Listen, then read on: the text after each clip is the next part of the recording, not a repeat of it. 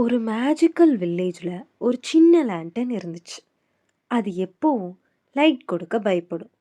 என் light ரொம்ப week, பெரிய lamps மாதிரி நான் இல்லை அப்படின்னு நினச்சி டெய்லி ஃபீல் பண்ணும். ஒரு நாள் வில்லேஜில் ஹெவி ஃபாக் வந்துடுச்சு.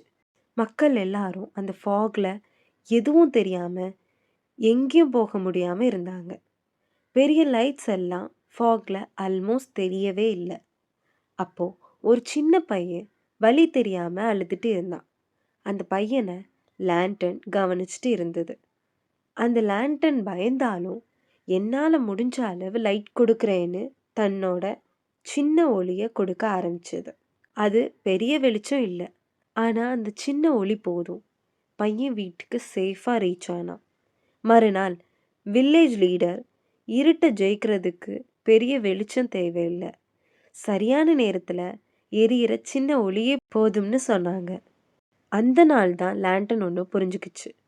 நான் பெருசாக இருக்கணும்னு இல்லை, யாரோட லைஃப்லேயாவது ஒரு நம்பிக்கையாக இருந்தால் போதும்.